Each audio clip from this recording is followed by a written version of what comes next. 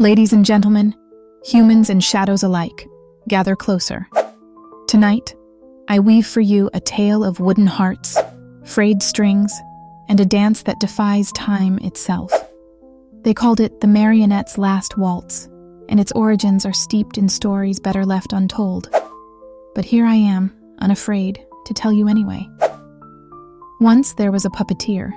His name? Unimportant.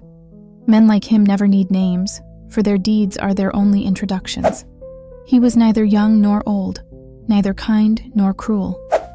What set him apart was his singular obsession, a desire not for fame or applause, but for life.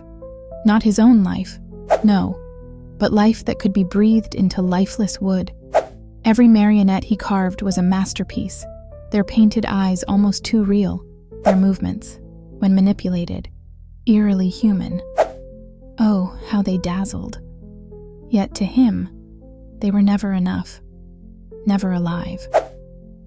He lived in the apartment above a forgotten theater, shuttered and silent in a city that forgot its name. That's where he found it, locked in a tarnished trunk behind rows of moth-eaten costumes, a script with no title. Its pages, handwritten in a looping, almost taunting script, promised instructions for crafting the Marionette Supreme. The script mentioned materials he had heard of only in whispers. Wood from a tree that never felt the sun, the hair of a grieving widow, and a drop, just one, of human blood, willingly given. Desperation makes strange companions, doesn't it? So our puppeteer obeyed. The sunless tree? It grew in the swampy outskirts of the city, hidden from wandering eyes. The widow's hair he obtained with a story.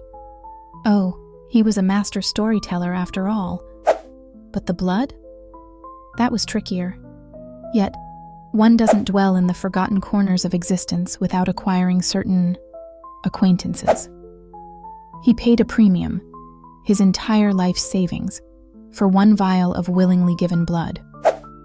Whether willingly given or not, well, what does that matter when the stakes are as high as immortality? The marionette this recipe produced was breathtaking in its detail. It stood tall, unlike any other puppet.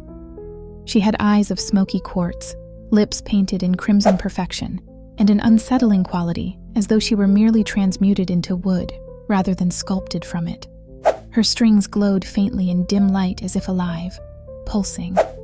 He named her Victoria. How grand the debut would be, he thought. So meticulously did he choreograph her moves for her unveiling performance, a solo waltz. The night of the show, his fingertips quivered with anticipation as he guided her to the empty stage of the forgotten theater beneath his home. It didn't matter that no tickets were sold, that the rows of seats remained dust-covered and empty. The audience of one, the puppeteer himself, was all she would need. But the thing about strings, they tie you not only to life, but to those who pull upon them. The waltz began.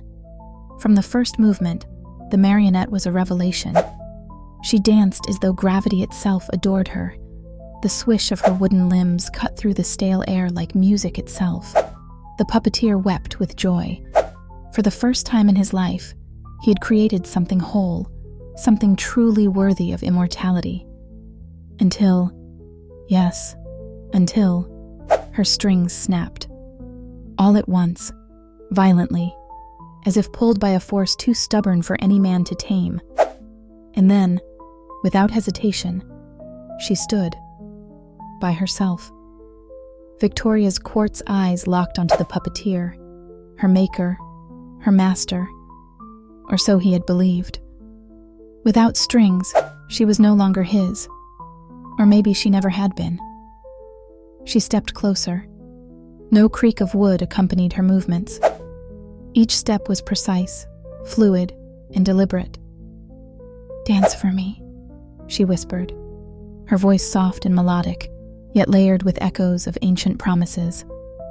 He'd given her so much: the sunless wood, the voodoo-laced blood, mournful hair spun into the fabric of her hair.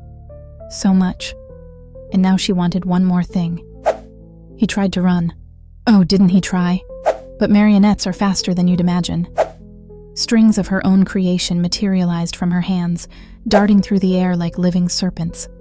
They latched to him, curling around his wrists, his ankles, his throat. She began to manipulate him as effortlessly as he had once manipulated her. Her waltz resumed. Now it was he who spun helplessly across the stage, a grotesque puppet whose strings pulled tighter with every beat of her eerily perfect rhythm. The irony burned. It wasn't he who had given her life, but she who had taken his. Faster, faster still, she danced him to her silent song. Sweat poured, smearing the paint on his face, but behind her glowing quartz eyes, there was no pity, no hesitation. Only her dance, the waltz she would finish at any cost. And when the dance was over, the theater was silent once more. Its forgotten seats bore witness to a new masterpiece, Victoria standing elegantly amid the discarded strings of her creator, who now hung, lifeless, above the stage he once commanded. The Marionette's waltz was, indeed, her last, but the echoes of its haunting strains lingered. To this day, they say, if you listen closely in the silence of an abandoned theater, you might hear the faint hum of her strings, calling out for another helpless dancer. So, beware the allure of creation, my dear listeners, especially if the puppet you carve looks back at you with eyes that seem too real, too knowing. For while you may pull the strings, it's never guaranteed you're truly the one in control. Until next time, darlings, sleep soundly, if you can.